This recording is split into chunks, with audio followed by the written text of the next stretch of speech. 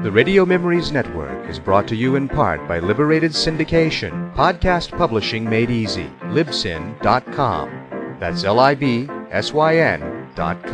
Thrillers, thrilling mystery, espionage, and political intrigue? Step into the world of action and psychological twist. Join us as we go back to the early days of radio and our imaginations with our featured thriller presentation. Prominent Judge Sir Francis Britton unyieldingly believes the British judicial system is infallible regarding capital punishment, but after sentencing a prisoner to death, he is revealed to be leading a dark double life and is set to be hoist with his own petard. Stars Boris Karloff. Members of the jury, are you agreed upon your verdict? We are. Do you find the prisoner, Harry Gosling, guilty or not guilty? Guilty. But we ask that the prisoner should be recommended to mercy on the ground that the murder was not premeditated. Harry Gosling, you stand convicted of murder. Have you anything to say why a sentence of death should not be pronounced upon you according to law? I'm not guilty. Not guilty. Harry Gosling, you have been convicted of a foul and brutal murder. The defense which you concocted has been demonstrated to the satisfaction of the jury to be untrue. You must now prepare yourself to undergo the penalty which the law enacts for such a crime as you have committed. The recommendation which the jury have added to their verdict will be forwarded to the proper quarters where it will receive due consideration.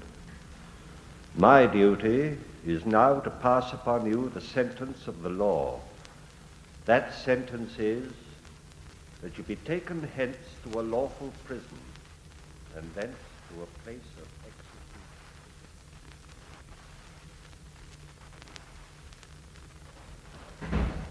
execution. Why the hell don't the governor come? He said 8 o'clock. He'll come. Take it easy, Harry. Here he is now. The governor. Okay.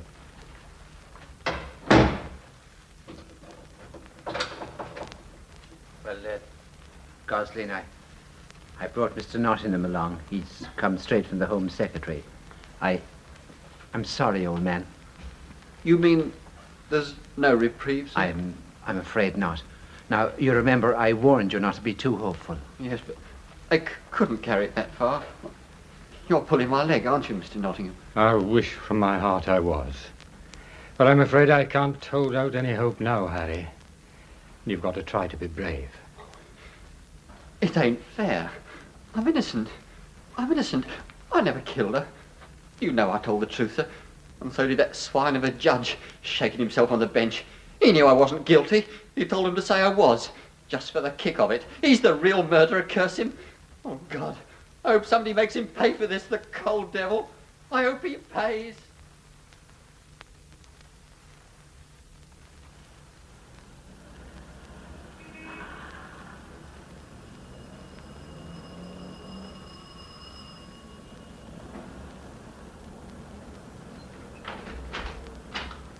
Mr. Justice Britton, Sir Francis Britton is not at home. will he be in later this evening? I'm afraid he's out, sir. And tomorrow he's going away.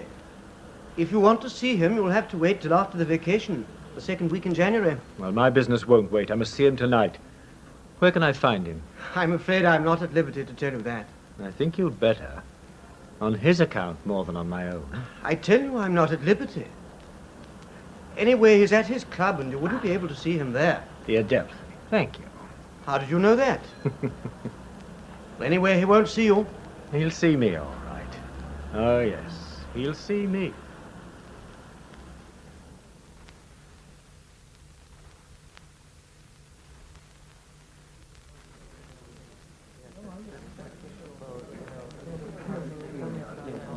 Good evening, Judge. Good evening, Lamprey. What a day it's been. I took a bit of a breather and I went down to Sandwich and played in a monthly medal at St. George's. How did you do? I won it, by Jove, with a rollicking 78 in a gale of wind. Anything in the paper, Sir Francis? Oh, good Lord, they've hanged that poor fellow Gosling. I thought he'd get a reprieve. Oh, I see. I'm sorry. It's quite all right, Lamprey. Good evening, Lamprey. Hello, Sidney. Good evening, Judge. Evening, Sidney. Buy me a drink, Lamprey. That ruddy market took another turn today. How's your Midland Steel? Oh, we're still alive. No thanks to you lawyers. Yeah, here's Robert. What do you have, Sidney? You've got to help me to celebrate. I'm going to buy you a good dinner, too, you old pauper. What?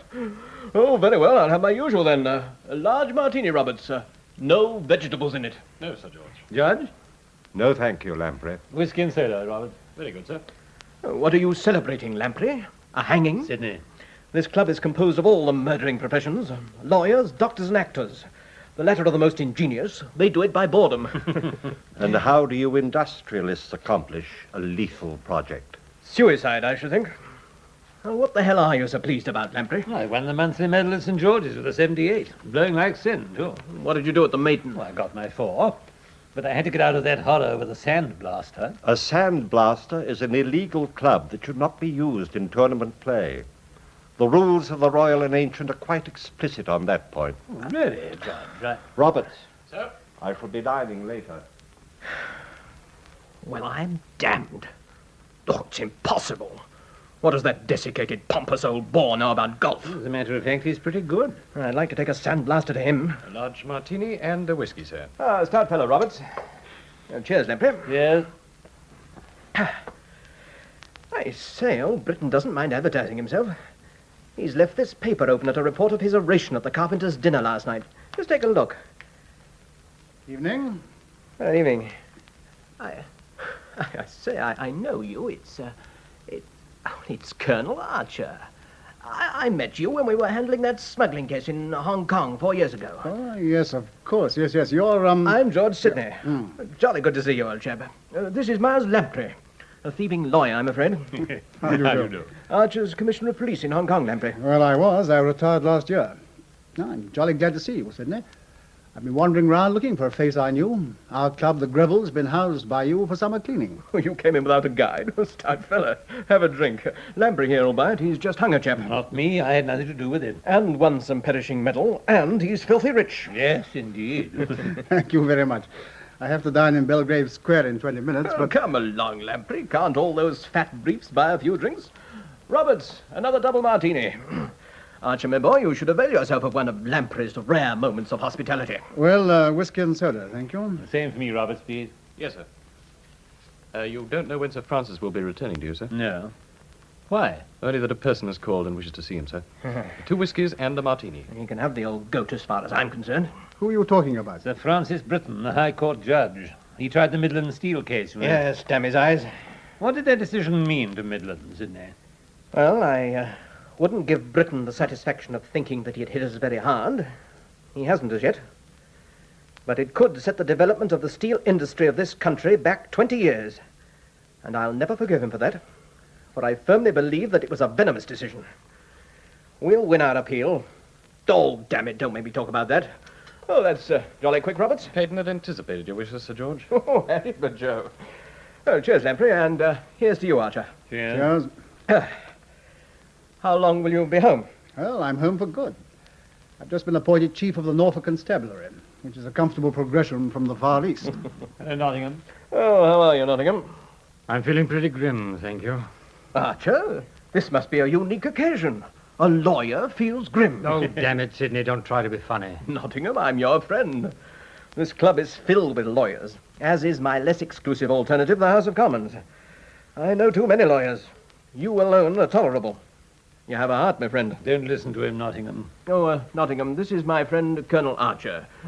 This is an amiable and honest barrister, Keith Nottingham. How do you do? How do you do? By Jove, I'm sorry, but I'm already late for dinner. I must dash along. Well, Sidney, look, here's my card. There's excellent golf at Hunstanton near my home. What do you say to a round one day soon? A fine idea. It's good to have you back home, old chap. Good night, Sidney. Good night, Nottingham. Good night. Good night, Archer. Good night, Lamprey, old boy. You know, the sort you die of a surfeit of. Good night. That's a splendid chap. Yes, I agree. Oh, hand me that paper, Sidney. Roberts, whiskey and soda, please. The same, Robert. Another large martini, Roberts. Yes, sir. Old Britain was on his hobby horse again last night, I see. Listen to this. I will say categorically that within the memory of any living man, no person in this country has suffered the extreme penalty of the law without having richly deserved that fate. Damn his soul. He could say that when young Harry Gosling was a few hours away from the gallows. Sorry, Nottingham, I know how you feel about this case. For that matter, every case you take on. You make the best fight that could be made for him. You couldn't have done more. This was the wrong verdict, Lamprey, and I wouldn't say that if I didn't feel it deeply. Britain was trying me, not Gosling. He hates me. I believe any counsel he didn't dislike might have won. Oh, come, Nottingham, old boy. You're not the only brief snatcher Britain's headed in for. In the Midland Steel case, Quiet, Sidney. I read old Britain's summing up. They're always pretty clear and defined. Oh, clear, yes. It seemed to me that you were batting on a sticky wicket, old chap. I wasn't, by heaven. If ever there was a reasonable doubt to work for, I had it. Oh, God, I had it. Here's a case of an hysterical girl, baby on the way. She's trying to get him to marry her. He can't. He's no money. She stabs herself. He's watching. He's seen it. He's faced with that awful fact, the dead body. What can he do? He panics. He dumps it in the canal, poor youngster. We all know what panic is, but not Britain. He worked harder on that point than the Crown. He played it as if he were pleading. And he allowed the boy's past record to be in on the damnedest technicality. I argued those points with everything I had at the appeal and for 2 hours last night at the Home Office. West was hog-tied by advice from the bench. Britain wanted a conviction, and he got it, and he made it stick. Oh, Lord Nottingham, I know how badly you feel, but you must admit old Britain knows his law, and he's pretty thorough. I believe he lives for the law. There's nothing else he cares about. Damnation, how can you be a good lawyer without one spark of human kindness? Lamprey, I saw Gosling last night, a few hours away from the rope. You didn't. And I just failed at the Home Office. Well, he's out of it now. Emotion and the law. A painful combination. Here's to you, Nottingham, old man. You're a stout fellow. Oh, hell, I'll give you a toast. To confusion on the bench. As if there wasn't plenty of it now. That was an interesting toast, Sidney. Oh. I assume you drank it alone? No. I drank to it also, Judge. I was thinking of the late Harry Gosling. That remark does you no credit, Nottingham, neither as to your manners nor as to your conduct as a barrister. Were it not that this is a gentleman's club, I would report you to the benches of your inn. But I make allowances for what may perhaps be termed excess of zeal. I will be pleased to forget this incident. Sir Francis, you and I both follow the profession of the law. We have that in common. But we have little else. I do not believe that ours or any criminal law can be an unfailing pilot of justice. Mortal laws are administered by mortal men. Neither is infallible. Till the day I die, I cannot and will not leave my heart in the robing room. Very aptly phrased, Nottingham. I confess I've never seen you enter a courtroom unequipped with that somewhat unpredictable organ. But I have not at any time claimed that the criminal law is an infallible instrument. But this I will claim, that in this country it approaches as near perfection as is humanly possible, and further, I believe that such perfection increases in direct proportion to the gravity of the issue judged. In cases of less than first importance, there may at times be excessive or even undeserved punishment, but in a capital charge, such a lapse leading to a miscarriage of justice is absolutely impossible. Oh, I pray to God that never again will I plead a case before you. Excuse me, Sidney. I know now why that damn statue has a bandage on. Well, I've got to go and make some more laws for you fellows to argue about. Good night, Lamprey. Put your medal under your pillow and make a wish. Good night, Sidney. Good night, Judge. Good night. Are you dining, Judge? Yes, we could split a bottle of Montrachet. Capital. Excuse me, Sir Francis. There's a man waiting to see you. Oh. Didn't he give his name? No, sir. I'll go in and keep a table. Sir. I'll join you, Lamprey. Well, send him packing, Roberts. I'll not be... Sir Francis Britton. My name is Teal. T-E-A-L. Very good, Roberts. I will deal with this man. Yes, sir. What does this intrusion mean? I've never seen you before in my life. No, of course you haven't. I've seen you, though. I saw you yesterday in your court. Yes. A great many people visit the court, sir. I think I must ask you to go. Oh, no, Sir Francis, you can't do that to me. I've a lot to say to you. Don't you remember the name of Teal? That's my name. And this ring. Do you remember that? Your name is Teal? Yes, it is. Quite a comfortable room, this, isn't it? This is quite impossible. I must ask you to go. I understand. Someone may come in. It's not good that I should be seen with you in your club, is it? Much better, I think, if I came to Moxton, Mr. Bainbridge. What's that? How the devil did you know that? That's quite a little story. But it would be better to talk to you there rather than here, wouldn't it? As you seem to know the whereabouts of my house in Norfolk, and my incognito, heaven knows how, you'd better come there. I suggest Friday, the day after tomorrow, at 9 o'clock in the evening. It will not be to your interest to divulge my private address or my other identity, which I use for reasons of privacy. Now, please be off. Thank you, Sir Francis. I knew you'd see me, but it was better to come here first, wasn't it? On Friday, then, at 9 o'clock.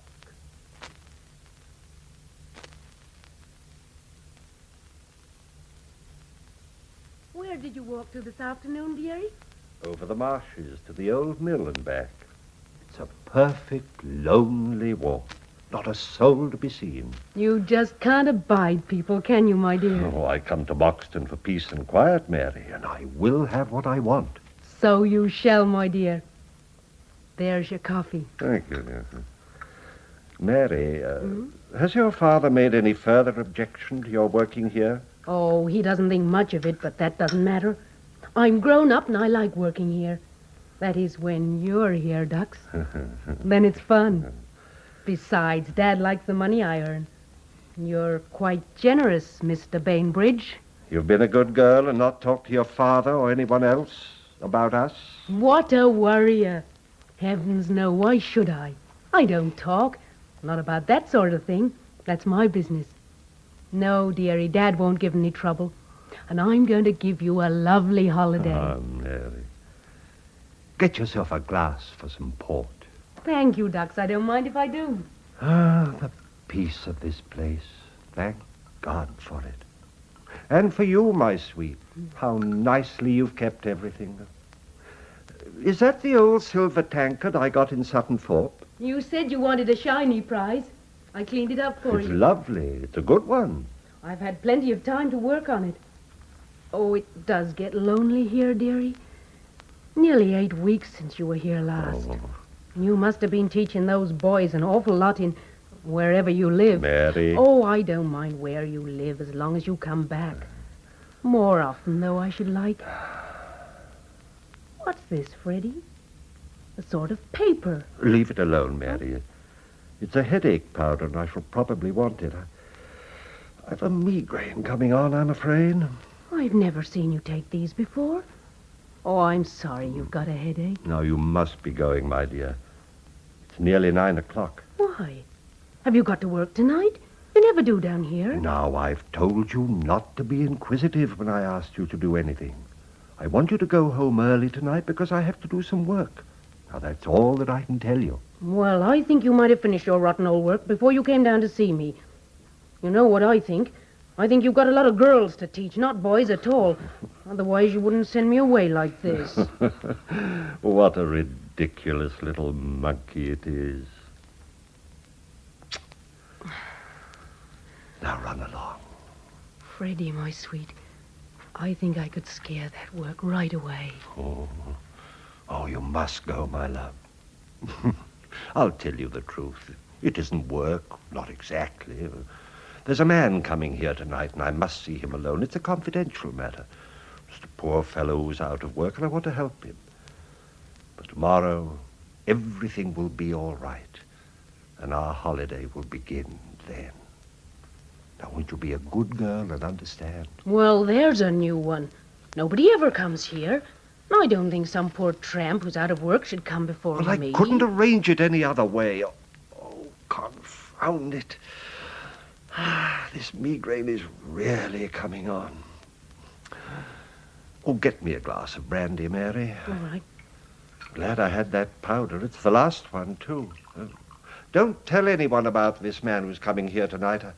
I don't want anyone to know that I can be visited here. I want to be alone with you. Worry killed a cow. Here's your brandy, sweet. I hope you feel better soon. Careful, dearie, you're spilling the powder on the rug. There he is now. Run along, Mary. I'll answer the door. I'll see you in the morning then, my dear. Go out the back way. There's a good girl. All right. Good night.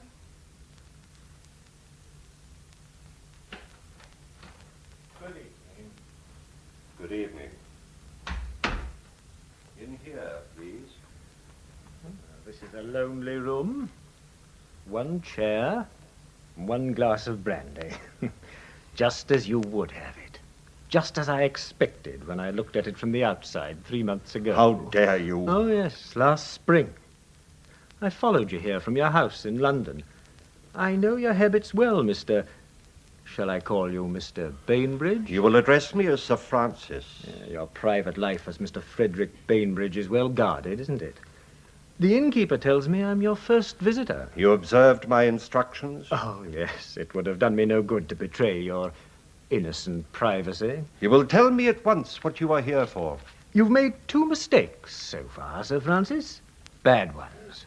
I was quite sure you would. I counted on that. You didn't have me thrown out of your club. You invited me here to Moxton. Panic, wasn't it, Sir Francis? I wonder if the club steward heard me tell you my name. Your name meant nothing to me. It meant enough for you to bring about this meeting. The innkeeper here knows my name, too, and he'll expect me to return to the inn. Teal, if that is your name, you will be wise to come to the point of your visit. And then you chose to see me here alone. That's your second mistake. You're sure that I am alone? Oh, yes, quite sure. You've just sent your housekeeper, or whatever you call her, away, and there's no detective with a notebook hiding behind that door. Why should I take such precautions? Just for the reason that you have a heavy stick handy, and then, of course, there's your telephone. Exactly. May I sit down? My heart's not strong. Oh, no. Don't feel reassured, Sir Francis. It would be unfortunate if I died when, as you claim, you know so little about me. These threatening remarks can point to only one thing, and I would warn you that... The name of Teal hasn't a pleasant memory for you, has it? I haven't been out of your mind one moment for 3 days, have I? I believe you to be an impostor. You've made some clumsy allusions to a friendship which I had for a certain Mabel Teal 30 years ago. You remember this ring? The initials F.B. are engraved inside it. Francis Britton, Frederick Bainbridge. It's strange that you should use the same alias all these years. Another mistake. But it was so long ago. From what you know, or pretend to know, you expect some gain. That would look very much like blackmail. It does. I'm right again. And I would have you know that the law is terrible for the blackmailer, and it very properly protects the victim. I shall telephone for the police. I shouldn't do that. There's no blackmail. I want from you exactly nothing. That confuses you, doesn't it? What do you want? Who are you? Panic again, Sir Francis. You don't like panic. You're very severe with those who suffer panic. When you hanged Gosling, you told the jury, panic can presuppose guilt as well as innocence. You see, I quote you accurately. That is what I said. Could an innocent man have disposed of the girl's body in such a brutish and callous manner? Oh, how you pounced on that. It was the action of a guilty man. A frightened boy, Mr. Justice. You don't believe that there can be suicides when murder is suggested? It was a cowardly crime. I hope I may hear those words again from you, Mr. Justice. What do you mean?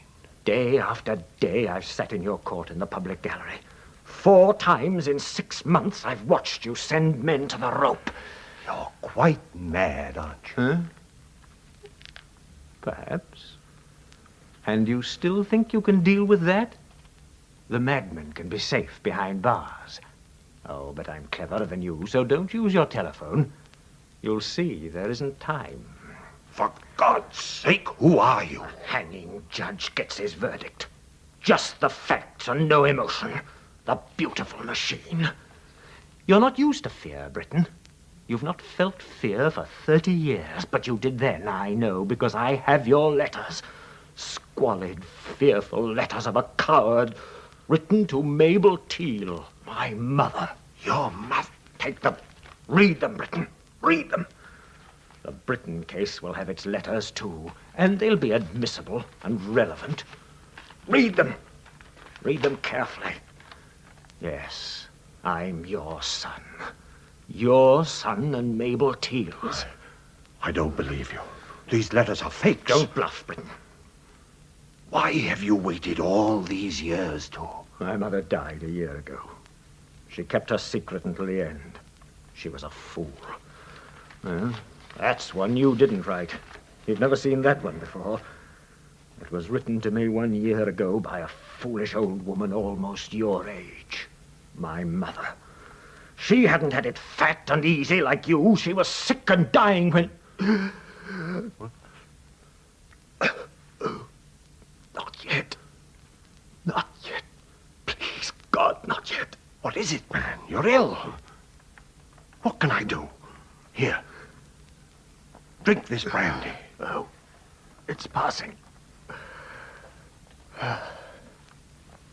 Angina. I'm prepared for that. I shan't go that way. You can't get rid of me that easily. And it's no use trying to destroy those letters. You're sick. Sick in mind and body. Don't try kindness. It's no part of you. I know, for I'm just like you. Just as cold and just as ruthless. It's in the family, you see. Why have you waited a year to see me? I wasn't ready. I've been preparing my first and only case. The Britain case. And it's a good one. I'm prosecutor and judge. And you, Mr. Justice, are in the dock. You're indicted for the crime of being without a soul. For the crime of being unloved. For the crime of being without faith. Not even in your law. Have you ever had tears in your eyes? No. The only emotion you ever had was in the writing of those letters. Emotion? Ah, panic. You've panicked before and you will again. I can give you that feeling you've always scorned, and I will. Stop! I hate you, Britain, because you're like me. Because you gave me life. I loathe you beyond man's belief. Oh, quick. What? There's a capsule in my waistcoat pocket. Huh? The right one. Give it to me. Put it in my mouth. I can't. Here. Now drink the brandy. Thank you. And you did it.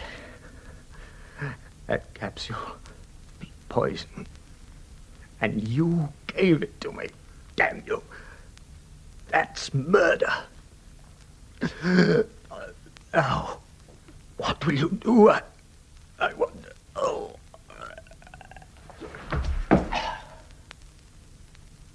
Teal. Stop bluffing. Don't fool, man. I'll get a doctor. Teal! Dead. Dead.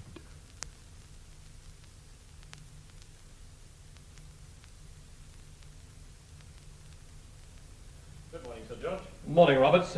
When Colonel Archer arrives, tell him I'm in the writing room, will you? Very good, sir. Morning, Sidney.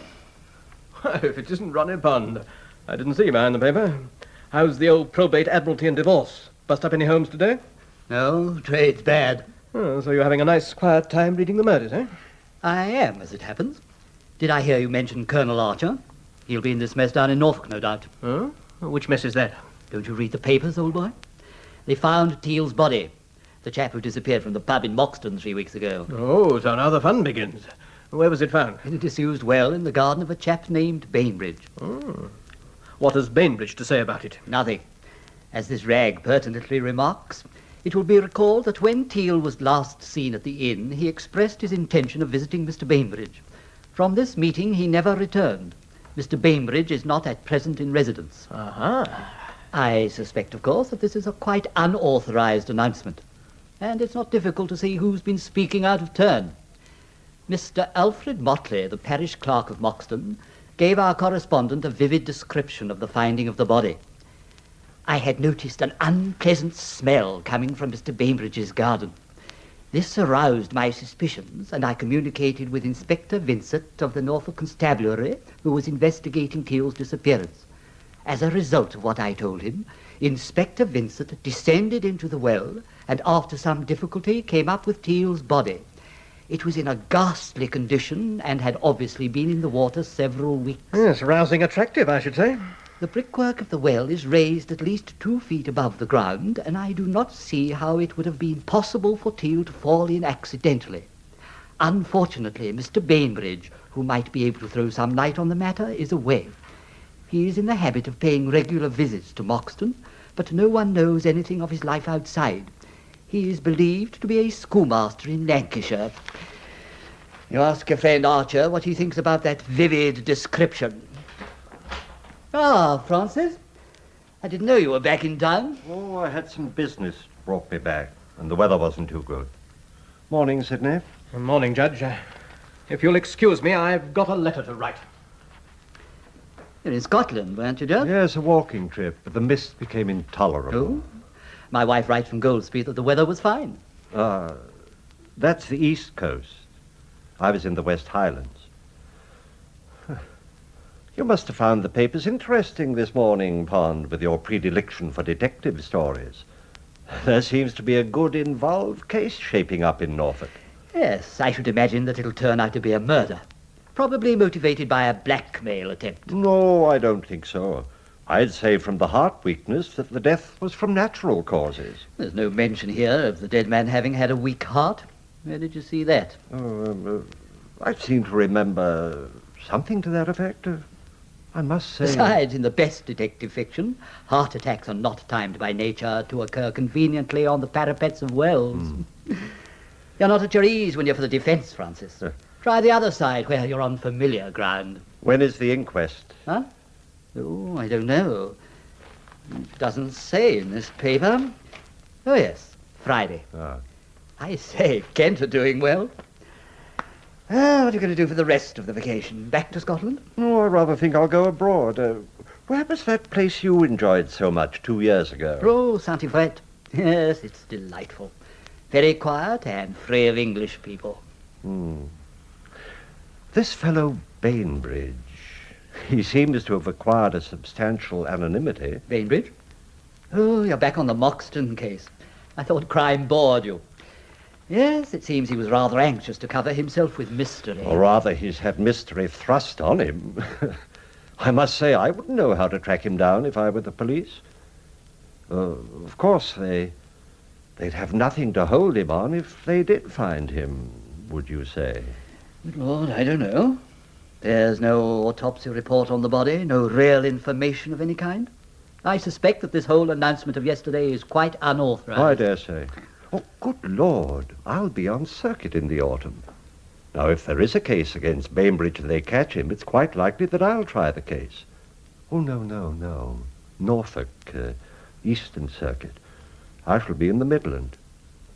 Parkinson will have it, yes. Pity. It would have been most interesting. You know, I detest the blackmailer above all. I might be able to vary my impressive list of convictions with an acquittal, and the Bradenham papers might even print an acknowledgement of my dawning humanity. And you don't read detective stories, Francis? I shall send you 2 or 3 good Thorndikes. What about some lunch? I'm rather peckish. Only a little after 12, rather early for lunch, but I'll come and watch you.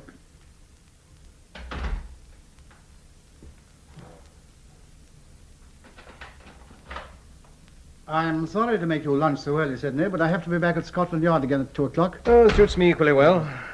What'll you have, Archer? We don't have to eat just yet. Well, dry sherry, thank you. Strangely enough, I think I'll have a martini, Roberts. With no vegetables, Sir George? Wonderful fellow. By the way, I gave this club as my whereabouts during lunchtime, and I may be rung up. I hope you'll forgive me. Oh, but of course. Yeah, well, Archer, you're off to a tough start in your new job. Yes, quite a difficult case. I called in Scotland Yard yesterday, but that doesn't mean I've given up the case. I read the newspaper stuff. There's not much to go on. That confounded statement about the body being found obviously made our quarry run to ground. Yes. It got in the papers in spite of the police. But it's pretty clear that we have a murder on our hands, and I'm convinced that this missing fellow Bainbridge is our man. You fellows don't talk that way without reason. More than meets the eye. At least this eye, is there? Very much so. One martini and a sherry, sir. Oh, thanks, Roberts. Well, may you get your man. Good health. Cheers. Well, tell me about this Bainbridge fellow. Nobody knows much about him in the district. There was no trace of any other base or residence. I gather he wasn't very sociable. Definitely not, no. None of the gentry knew him personally, and only a few by sight. One or two tradesmen and the innkeeper were the only people who had any communication with him. He had a rather unsavory reputation as far as his servant was concerned. He wanted amorous acquiescence in addition to culinary skill. 100% efficiency, what? What was the cause of Teal's death? Police surgeon reports that it definitely wasn't drowning. No water in the lungs, and the well was almost dry. Bashed? No, just superficial marks due to the drop. The well was about 25 feet deep. We're still waiting for the post-mortem report on the stomach. What did you find on the body? Only one thing of consequence, but that's quite enough to make me want to find very much Mr. Bainbridge. As this case has gone to the CID, I suppose I shouldn't do this, but... Well, I'm going to show you this squalid little dossier on friend Bainbridge.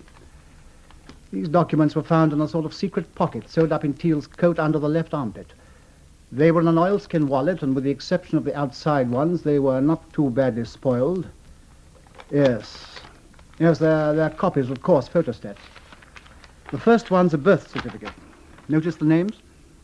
Francis Mabel Teal. Frederick Bainbridge. Uh-huh. And the date?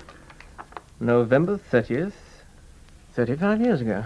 About Teal's age, according to the doctor's best guess. Yes, it looks as if the fellow was a relation of Bainbridge's. What's your Bainbridge's first name? Frederick. Uh-huh. This letter is June, the year before.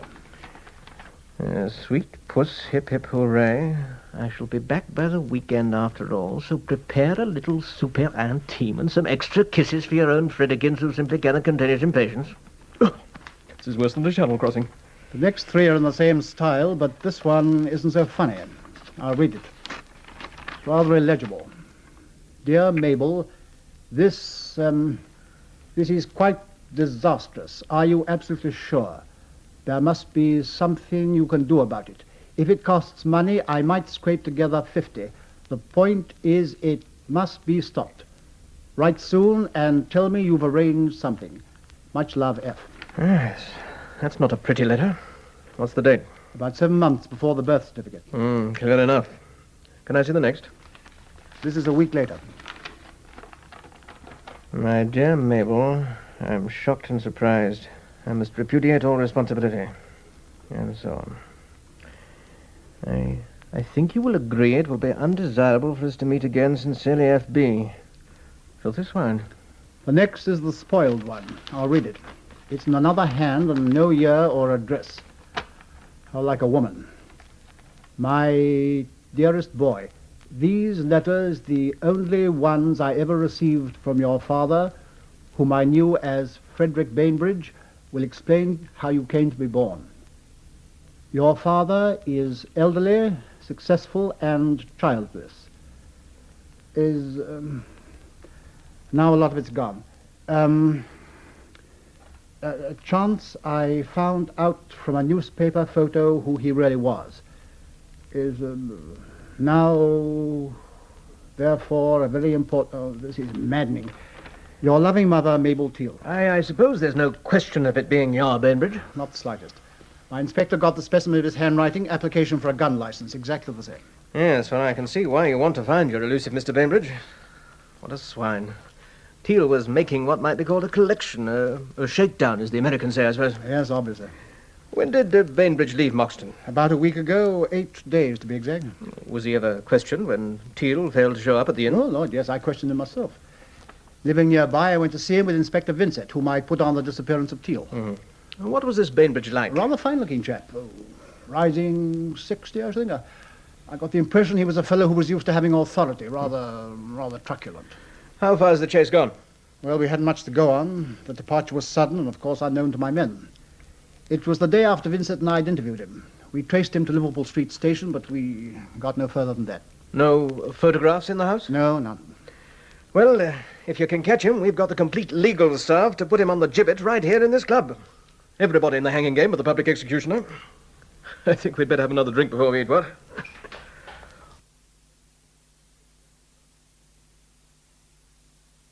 Oh, Judge, this is Colonel Archer. He's trying to drum up some business for you. How do you do? How do you do? I am, as you see, in the inevitable bewilderment of trying to find a train in the timetable. Never a happy experience. I believe we've met before. Really? I don't remember. Oh, of course, yes. It was at Moxton. You're in the police, are you not? You came to see me about the disappearance of this poor vagrant, his name... Teal. Ah, yes, Teal. Rather an unfortunate turn to the case, I see. I can understand the Colonel's confusion, Sidney, for he met me at my Norfolk house under the name of Bainbridge, a name which I used to ensure privacy during my leisure time. Good God. May I complete Sir George's introduction, Colonel? I'm Sir Francis Britton, one of His Majesty's High Court judges. I'm glad you've admitted your identity as Frederick Bainbridge. Sir Francis, well, this is very unpleasant for me, but I must ask you to accompany me to Scotland Yard for questioning. On what matter, Colonel? On the matter of the death of John Teal. I believe I've given you all the information I can on that matter, Colonel Archer. Circumstances have altered since I last saw you. We now know the man is dead. Do you intend to charge me with homicide? That will depend on your answers to certain questions. Of course, I realize my position is an equivocal one. One pays dearly for the privilege of privacy, doesn't one?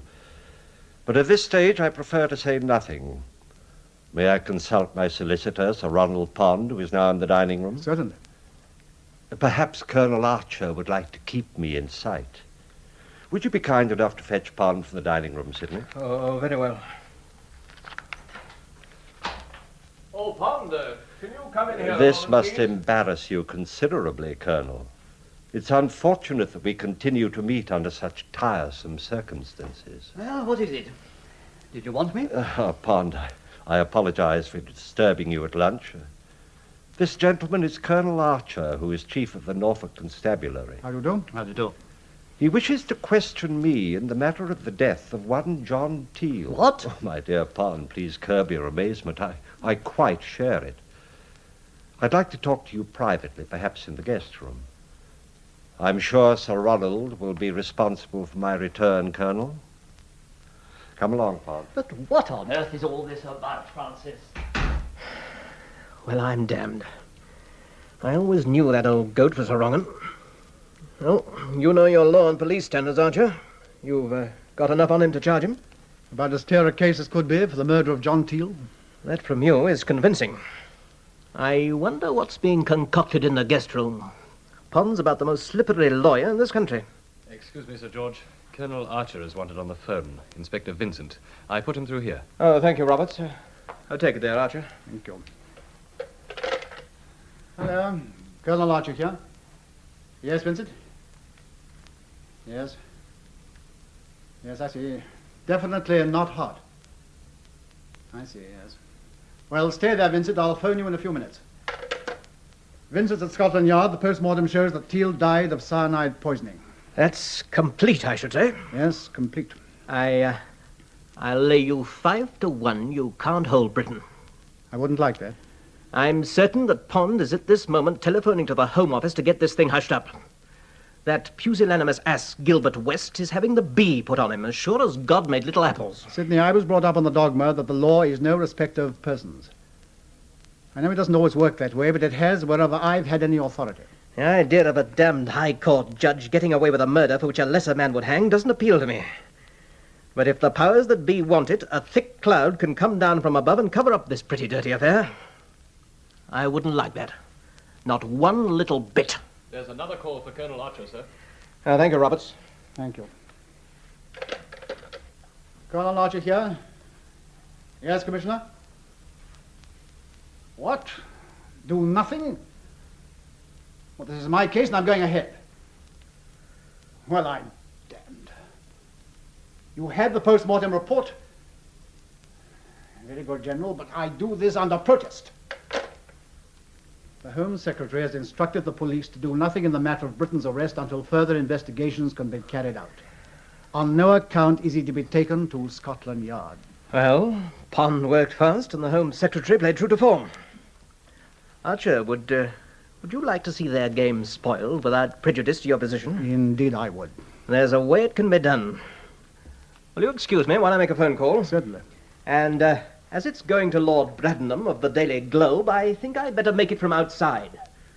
Too many damn lawyers here, what? I'll see you at the Garrick in half an hour. Right. For a policeman's taste, there are always too many lawyers. Anywhere. Oh, Colonel Archer. Hello, Pond. I think, if you've not already had them, you will shortly receive instructions from Scotland Yard regarding your conduct of the Teal matter. I know, Pond. I've been instructed to drop our investigations in the Teal case as far as Frederick Bainbridge is concerned. I need hardly say that I can't imagine what odd combination of circumstances has led you to follow your strange course, Colonel. I told you at our last meeting all I knew of the man Teal and his disappearance. Of course, I sympathize with you in your disappointment. But I have an idea that you will not find the case of poor Teal as triumphantly simple as you had supposed. Probably not, sir. I won't apologize to you for I've acted in good faith. Not a quality which my profession meets with too often. Good afternoon. Damned impudence. I'm not in the habit of accepting remarks like that from confounded police officials. I've a good mind. I think you had best remain quiet about this, Francis. We've dodged a rather ugly situation rather neatly, I think. Damnation, Pond, what do you mean? You talk as if there was a case against me. Now, steady, Francis. I realize that you're innocent in this affair, but granted that you are Bainbridge, there is a case against you. How strong, we don't know. West will be here in a couple of minutes from the Home Office. Before he comes, I must be clear about one thing. When the report came out that the body had been found, why didn't you go to the police? You knew about it from our conversation before lunch. Such an action would have made your position quite secure. Well, I'd already told Archer all I knew, and I was certain that my identity as Bainbridge could not be traced to me as Britain. I couldn't have foreseen this confounded encounter with Archer. Yes, I see. Where were you after you left Moxton? At home in London. Oh, it may have been an error of judgment to leave, but such mistakes aren't of necessity evidence of guilt. They have sometimes been so interpreted from the bench, Francis. Confound it, Pond, I'm not on trial. We'll try to see to it that you won't be. Tell me, Pond, how far is West prepared to go in withholding the police from further action against me? I don't know. As I told you, his instant reaction was to stop immediate investigation. Of course, he knew nothing of the police case when I spoke to him. Nor do we. Pond, I've made two grave mistakes. To leave Moxton was a blunder. But when I did so, the matter was merely an unexplained disappearance of a vagrant. And you can see that police curiosity would perhaps have exposed this double life of mine. Innocent as it was. Exactly. But my second mistake was worse. When Archer recognized me here, before I sent for you, he asked me to go with him to Scotland Yard for questioning. And I asked him then if he were charging me with the homicide of Teal. I see. That was unfortunate. But it's inadmissible for you'd not been charged or warned. Quite, but I don't like it. Mine was a natural question. You and I had been discussing the case, you remember? And the circumstances seemed I shouldn't worry about that. You said that Archer had talked to you some days after the man had disappeared. What had you told him then? Merely a brief account of Teal's visit to me, that he was a man who'd done me a service some years ago and that I'd helped him financially in small ways several times.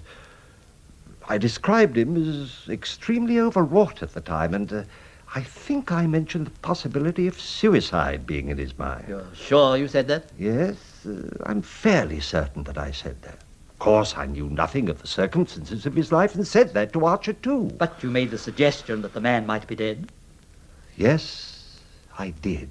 I see. Good morning, Bretton. Pond? West? Yes, I'm glad you both waited here. I didn't want you to come to the Home Office, Britain, in the circumstances. What a damn ridiculous situation this is. I've talked to General Fellers of the CID since you rang me, Pond. I may say he's as embarrassed as I am. Well, fortunately, only one or two Scotland Yard people, and Archer, of course, know of your identity as Bainbridge, Britain. In view of all the circumstances, I think I can say the case will not be pressed at this time. You're holding off, Major? Yes, there's no question that the police have a sort of case against you, Bainbridge. I don't like that, West. What is the case, Major? Well, the main points are that the man died of cyanide poisoning. What's that? Poison? The Home Office analysis report came in this morning, and some letters were found on the body. What letters? But there couldn't have Yes, a packet of letters were found sewn up in the man's coat, which, if genuine, could point to a blackmail attempt against Bainbridge. That implies a possible motive on the part of Bainbridge to get rid of the fellow. That's not the whole case, of course. No, there are other cumulative facts. Not a strong case, I'd say. Well, no, it would seem not. After all, the case may turn out to be a suicide, and the letters may be forgeries. In which case it would be appalling to subject the judge to the humiliation of clearing himself. And what of the inquest? On no account must you appear. Yes, I'm quite certain we're doing the right thing. I see no reason on God's earth to drag you through the mud of defending yourself, and the scandal to the bench must be avoided. Right. I say, excuse me, you fellows. Have you seen this in the Globe-Stop press? What is it, Lamprey? The missing man Bainbridge in the body in the well case has been identified as Sir Francis Britton, the High Court judge. Good God. In the name of heaven, how did they get hold of that? There must have been some leakage. It's Sidney's doing. He was here when Archer recognized me. Sidney gave this to the press? Well, what a dastardly thing. But what is Braddon about to print it? Why the blazes can't these press fellows mind their own business? It takes the matter right out of my hands. I'm sorry, Britton. I'm deeply sorry. I would have done anything in my power. You mean the case is open? I'm afraid with this publicity there'll be no holding the police. But surely, Major... I'm sorry, but there it is. But it's impossible. Pond, please. You seem to forget. I have faith in the law. I put my trust in the law of England.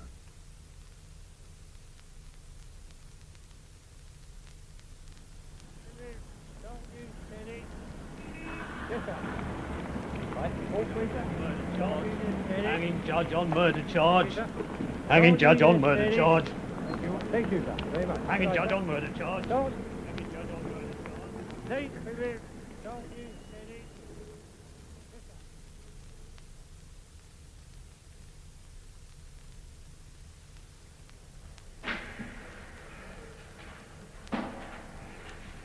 I need not remind counsel of your experience, Mr. Nottingham, that members of the jury will be greatly assisted in their task if you confine your questions to what is relevant.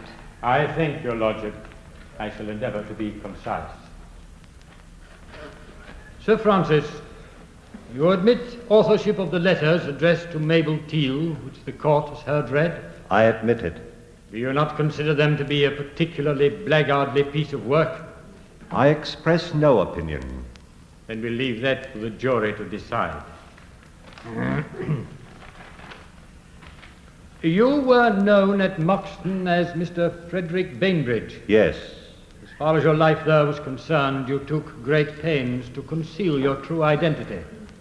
That is so. Why did you do this?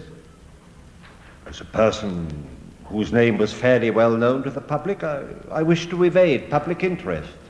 And particularly the attention of neighbors who, if they knew who I was, might intrude on the privacy which was the object of my retreat. The object was not to lead a loose sort of life, which, if you were known to be one of His Majesty's judges, would result in a nationwide scandal and possibly very unpleasant consequences to yourself. Oh, really, my lord, I must protest against my learned friend's question. Is it necessary for my friend to indulge in these gratuitous interruptions, my lord? I find the question quite admissible, Mr. Lamprey. I submit to your lordship, of course. Do you wish me to repeat the question, Sir Francis? The suggestion is insulting and entirely untrue. The object was simply to avoid the annoying publicity that inevitably follows a prominent man. Yes.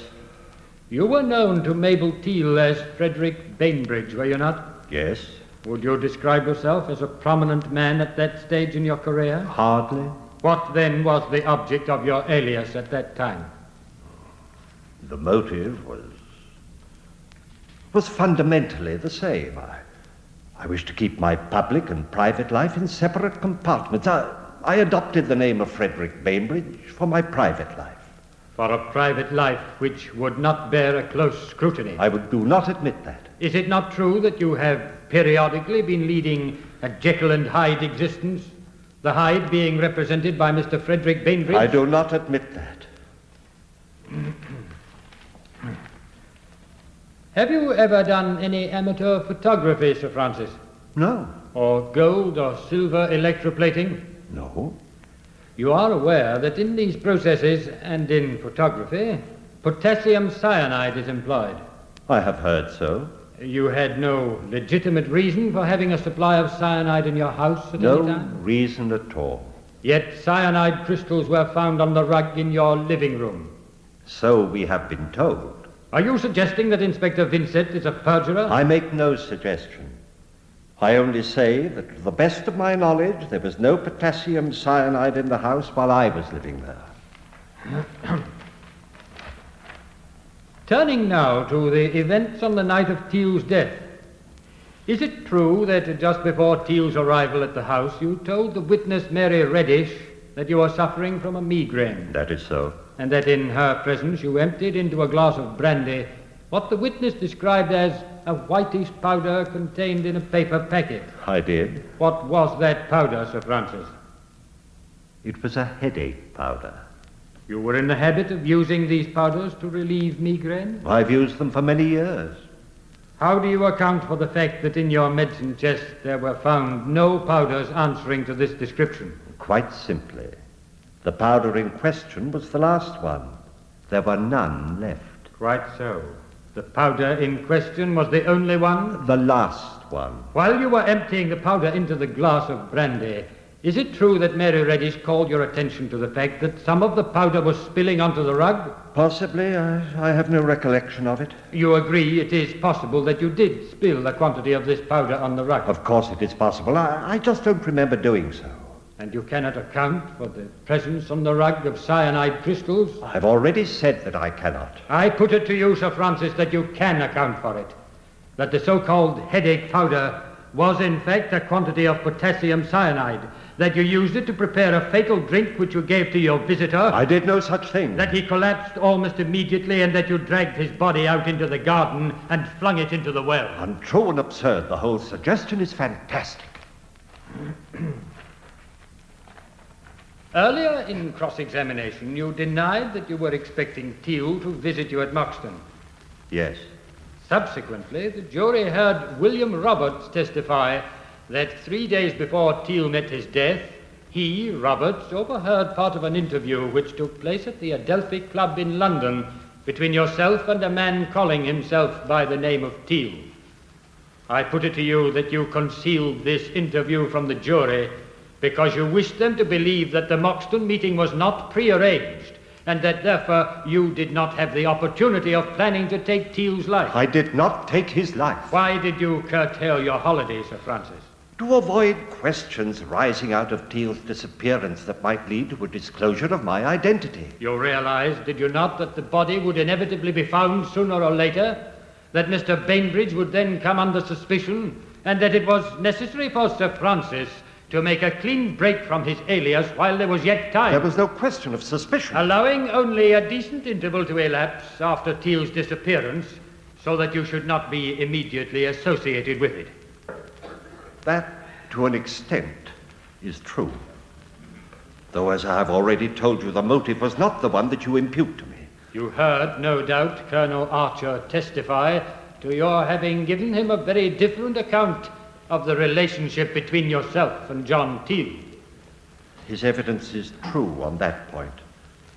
My account was a false one, given for the obvious reason that I did not wish to reveal my connection with Teal. You repeated that account at the inquest on Teal? I did. You perjured yourself. Yes. That is the case for the Crown, my lord. You wish to re-examine Mr. Lamprey? No, thank you, my lord.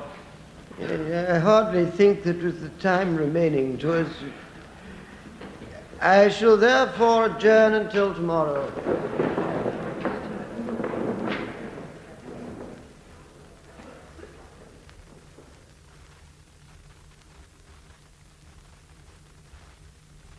Oh, good Lord, Pond, I'm tired.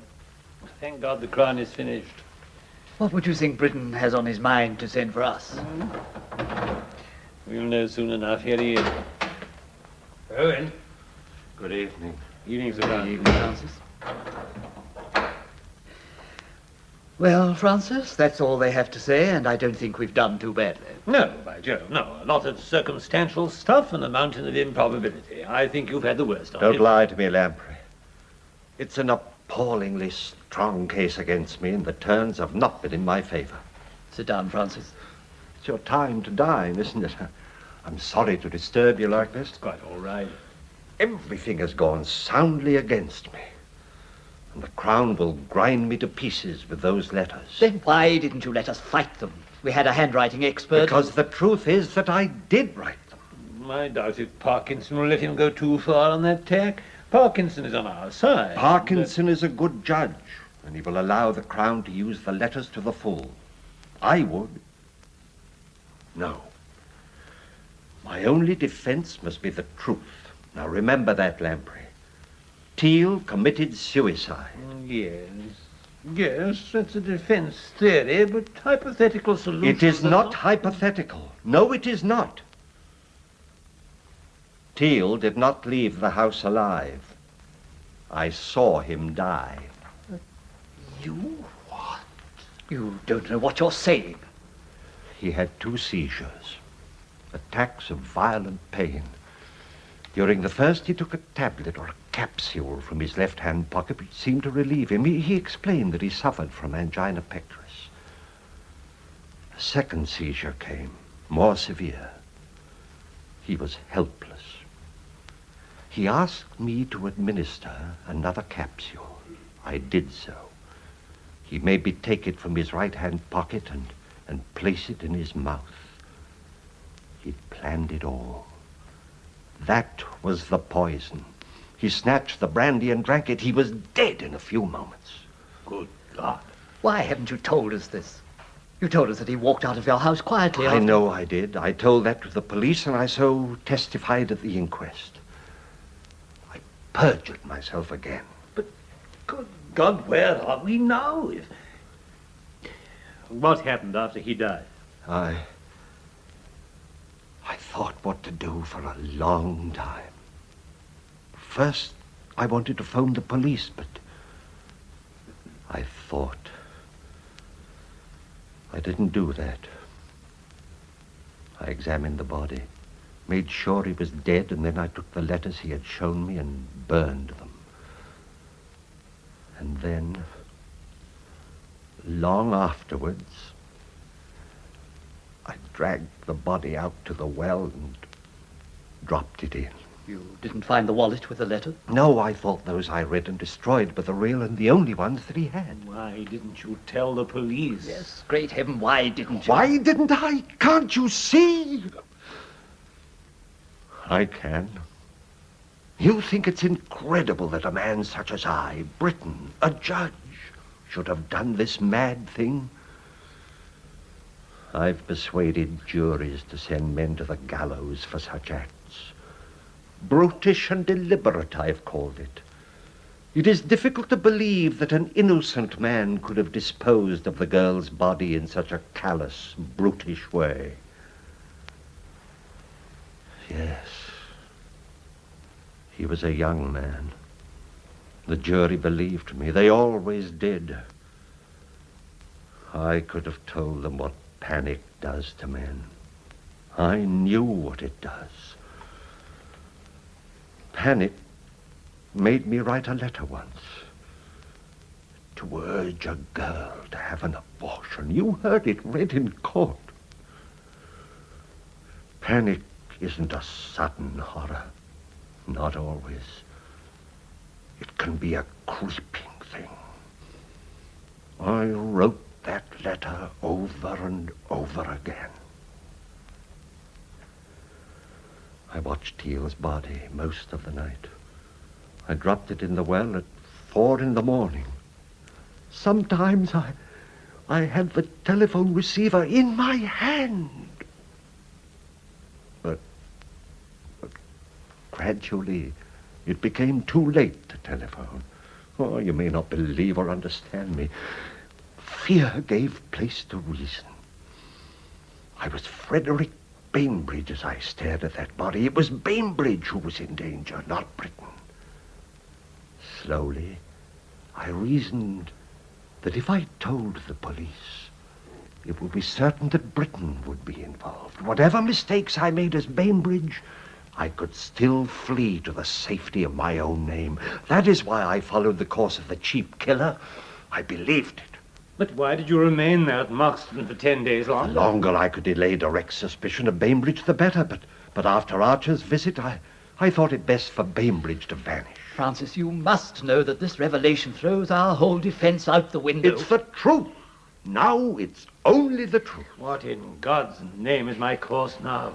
You know this means your humiliation and professional ruin, Francis. I've already accepted both, in full measure. I've abandoned my career and my honor. I'm fighting now only to save my neck. I'm quite aware, sir. So is Pond, of the gravity of this case. But I can't fight it when the ground is blown from under my feet. I would like to know why you waited until this moment to tell us of this fact. How many times I've asked that question. Asked it of a quivering wretch like myself. It's a stupid question and unanswerable. I Francis, why do you tell us this now? Coming at this point, you know it must go against you. Why don't you let My only hope is to prove that Teal died by his own intention, and I saw him die. Pond, I don't know what to do. I have to admit perjury, and I have an admission that Britain saw him die. Not only that, he saw Teal drink the brandy with the powder, and the Crown has made a mighty play to suggest the powder was cyanide. But now I have to admit that he administered the capsule just before death. But I didn't know what the capsule was. And what I say now is the truth. I don't believe the truth can ever convict an innocent man in this country under the law of England.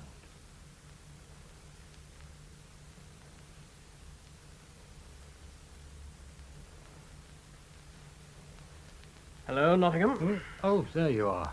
I've waited for you over an hour, Sidney. I don't know what you want with me, but I hope it's not some of your backdoor nonsense. By no means, old chap. I'm deadly serious. That's only natural. I've seen 4 days of this trial. Well, I hope you've enjoyed yourself. I haven't. It's the wrong side of the fence for you, the Crown, isn't it? Queer experience yesterday watching you flatten Britain. A pitiable object he was. Sidney, what is the reason for this meeting? To put to you a leading question, old boy. Is it possible that Britain's latest fantasy disturbed you as it did me and perhaps old Parkinson? You mean, do I believe Britain's new story of the suicide, seeing Teal die? You think I used the right word? Fantasy? The right word? Yes, of course I don't believe it. Well, I can't forget Britain yesterday and that preposterous story, which I, for one, believe. Good God. You believed Britain? I did. What guilty man could make up that fairy tale? I put the capsule in his mouth. That was the poison I did not know. Those were his words, Nottingham, and he had to admit perjury to say them. Perjury. The lawyer's mortal sin. But he had motive, adequate motive, and opportunity. There's no adequate motive for murder, Nottingham. I've heard that from you. Yes, I believed him. He stuck to it while you ground him to pieces. I'm not asking you what you thought. Perhaps I know, but... Damnation, Sidney. No man like Britain would be a panic-stricken fool. Quoting Mr. Justice Britain makes you feel more secure, old boy. Uneasy lies the head that's for the crown, eh? Nottingham, if you found that one of your witnesses knew something vital to the case, which had not yet come out in evidence, what would you do? Recall him tomorrow and produce the testimony. Regardless of the fact that what comes out might work for the defense?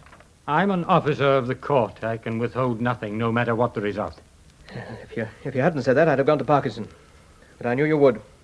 Lamprey and Pond would run away from it. I know how the cyanide crystals got on the rug. What? How? Wait a minute. Mary, come in, will you? Mary? Who is it? Mary Reddish. You're mad, Sidney, tampering with a witness. What does she know? Yes, sir? Now, Mary, I want you to answer the questions I ask you, just as you did when we met at Moxton. Trust me, you do, don't you? Yes, sir. Right now, tell Mr. Nottingham what you told me. How did the cyanide crystals get on the rug? They spilled when I was cleaning the mug. What mug? The big silver mug which Sir Francis asked me to clean while he was away. What did you clean it with? Some stuff in a bottle that I got from Mr. Murchison, the jeweler. And what did he tell you about it? He said it'll shine horseshoes, but don't give it to the cat. And what did he say was in the bottle when you went back yesterday and asked him? He said it was a solution of 1 in 8 cyanide of... Potassium? Yes, sir. Did you tell him why you wanted the cleaner? Yes, to clean the silver mug. And who it was for? I said it was for me. Why? Because, well, they don't like it. Me being with Mr. Bainbridge. What did you do with the bottle afterwards? It was empty and I threw it on the rubbish heap. Oh, your witness, Nottingham. But why didn't you tell this to us before? I didn't know what was in the bottle. I didn't think it was important. Then I got to thinking and I remembered about the cat. Oh, sir, this might be bad for him. Everything I've said so far has been bad for him. Now, Miss Reddish, you may have saved Sir Francis. You've certainly done him no harm. Now go along and wait in my car. Go along, there's a good girl. Yes, sir. Thank you, sir. I've got a job to do, Sidney, and I'm out for a conviction. So speaks a lawyer with a heart. Would cyanide in solution leave traces when it evaporated a month or so later? Too bad for the Crown, Nottingham, it would. I'm not a director of United Chemicals for nothing. I got our chief analyst to tell me that it would, and there's evidence that the solution was used on the cup. Good God, it may get him off. But it could mean proof of possession of the poison. If the jury believe her, then Britain's acquitted. But if they don't, and she's about as tarnished as the mug you talk about, then Britain will hang, and perhaps she will too. I can only bring out her story in direct examination. Lamprey will leave her alone, of course, and that evidence is better for Britain coming from the prosecution, you clever swine. I'll call this jeweler. What's his name? Murchison. He's in my car, too. If I'd been in Moxton much longer, I'd have needed a bus. Damn lawyers can't find your own evidence.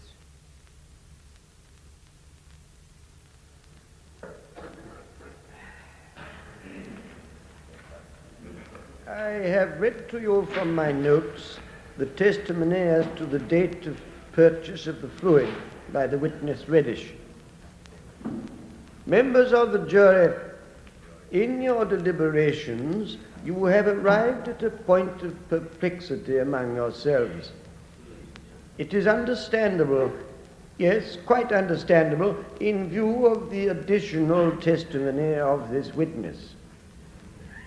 I direct you to place no importance whatsoever upon the recalling of Reddish by the prosecution rather than by the defense.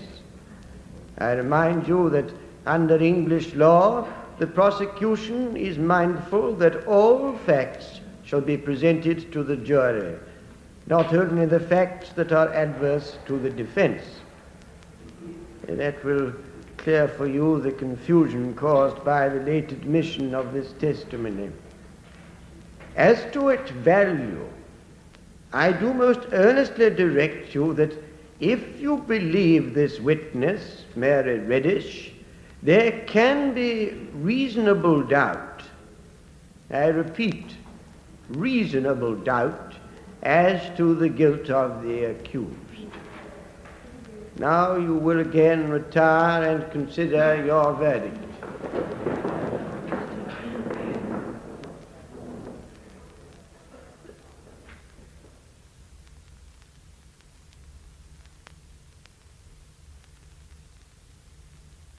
job, Bowman, and it's a hard one, is to decide on the facts we've been given if we think the prisoner is guilty or not. But the judge said beyond reasonable doubt. And that's what I have. A reasonable doubt. Well, we've made up our minds, 11 of us, all but you. The judge believes Mary Reddish. It's our verdict we're handing in, not the judge's. How can you believe the word of a girl like that? If you don't go along with us, all this trial goes for nothing. You can't hold out any longer, Bowman. We've been at it over 3 hours now. But if I agree with all of you, then we're hanging him. And I'm not sure. How long are we going to wait to do our duty? Every fact's against this man. I don't care what the judge says. Britain's had plenty of poor blokes, and the doc himself and never turned a hair. 11 of us believe in a guilty verdict in spite of the judge. You all hate Britain, that's why. That's not true. Of course not. The man's had a fair trial, and the facts are against him.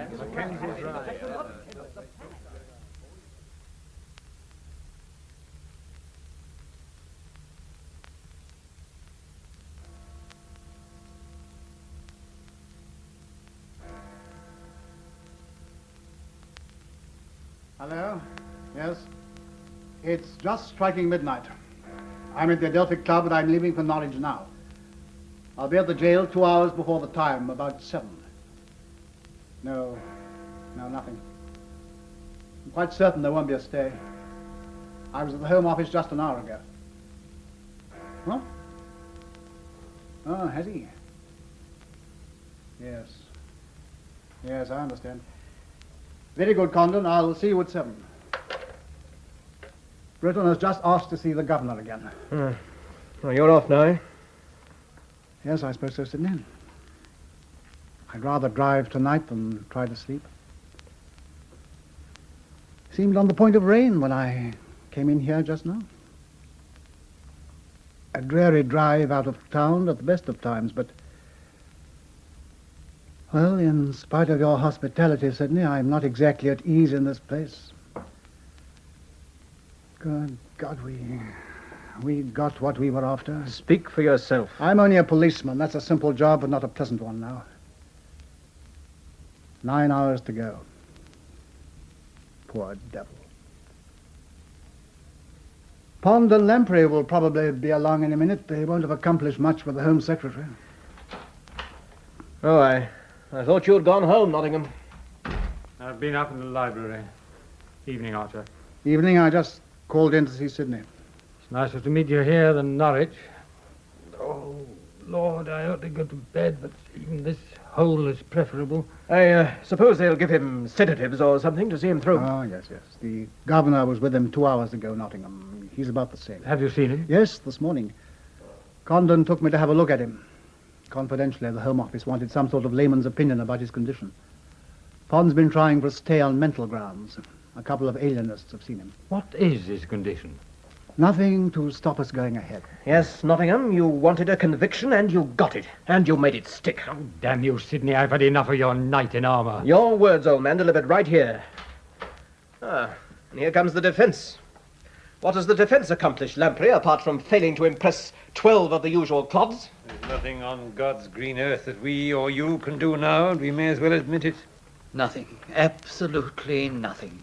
And the end is only hours away. Oh, Mr. Lamprey, your clerk is waiting for you in the guest room. He's been there since 8 o'clock. Thank you, Roberts. I'll see him. Well, my conscience is clear. I've done everything I could. I think we can both rest easy on that score. Oh, hell take you and your damn consciences. What lawyer ever had one? I'm sorry to intrude, Mr. Lamprey, but I've been waiting for you some time, and I believe this letter may be of importance. Quite right, Hodson. It was delivered to your chambers about 6 o'clock. An old woman brought it. Said it had to be delivered to you tonight, and I believed her. She was quite willing to give me her address. Thank you, Hodson. Would you mind waiting in the guest room? Yes, sir. I apologize for intruding, gentlemen. Britain's being a judge has been against him all along. Any bricklayer or butcher would have had a better chance. Britain's being damned unpopular has fixed him. Well, there's no petition to worry him out this time. Let's face it, if we got a reprieve from him, there would have been an outcry. And I'm the fellow who believed he was innocent when the chips were down, which is probably more than you birds can say. Sidney, that's below the belt. All I know is we did our best for our client. A jury thought Britain murdered Teal. 3 judges of appeal thought he was fairly tried, and the public thought so too. As for me, I don't know. He's to be hanged at 9 o'clock. Oh, As I thought, another crank letter. I've had dozens of them. Threatening you if you got Britain off, I imagine. Yes, most of them. Oh, but this one is for the defense. Listen to this. The Defense Council of Sir Francis Britain, whoever you may be, you will be right in your defense. The suicide theory is correct. Fine time for encouragement. But as you won't believe in it yourself, you will fail. Britain will panic. For God's sake, tear the damn thing up. No, go on. Lies are easy at first, and bodies can be hidden. And Britain will only tell the truth when it is too late, and even the truth becomes a lie. The truth that John Teal swallowed poison before Britain's eyes. My God, don't waste time with that gibberish. Give it to me. Oh, I agree with you, Pond. If we listen to every damn crank who wanted to interfere... That letter didn't sound like a crank's. Archer, come here. Finish this letter. You notice the signature? I'm going to telephone. John Teal. Good God. That letter's before the fact. This envelope's been through the post. It's marked August the 3rd, Moxton. Not so fast. It's probably a fake. How can we verify it? There's enough for a stay. Of course there is.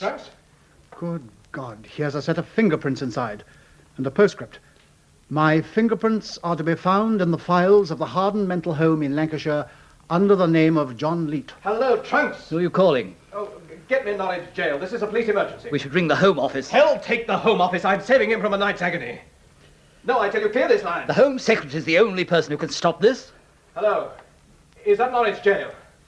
I'm Sir George Sidney. I want to speak to the governor. Tell him it's urgent. All right, get him. If this is a fake, Sidney, it's the cruelest thing you can do. Of course it's not a fake. And I'm the one who nearly put him on the gibbet. My God. Teal thought of everything. If Britain was convicted, this letter was not to be delivered until the eve of the execution.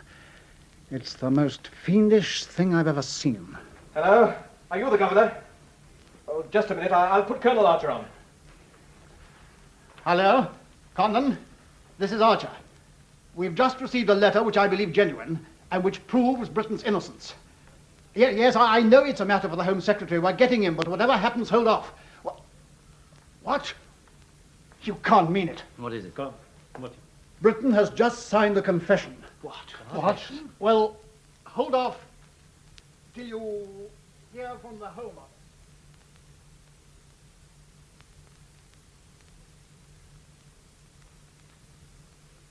The prisoner of Britain, sir. Oh, come in, Sir Francis. All right, Blake, you may close the door. Sit down, Sir Francis. Britain, your torture's over. Wait, Sidney. Why has there been a stay, sir? Why have you sent for me? You have my confession. There was only one reason to leave my cell. That was to be the end. That time was yesterday. We have good news for you. This case is closed. Just the end remains. The law does not torture. There should be no delay. Don't you see your friends, your solicitor and Sir George Sidney have come to tell you themselves?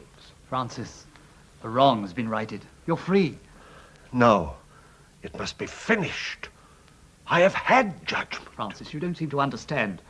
A letter was delivered to us yesterday, in time, thank God, written by the dead man, Teal, in which he states his intention of killing himself in your presence. Your pardon, Britain. A free pardon. No. A pardon. I can't bear that. That means the law was wrong. Great God, you must believe us. I do believe you. That is my horror. It was suicide, just as you said, Britain. He didn't want to kill you. He wanted to torture you up to the moment of death. He was a callous, ruthless, cruel fiend. He was my son. And he has won. He planned it. That I should betray everything I believed. By panic, lies, treachery. Be fairly tried, rightly condemned, and yet live on. I signed my confession, one final lie. That would have been my secret. It would have set the pattern right. But... And now... I am condemned to live, and my living makes a mockery of the faith I held. An innocent man's been saved from the gallows. Isn't that justice? Better an innocent man should die than that the law be made a fake. I wish that I were dead. May I go, sir, please?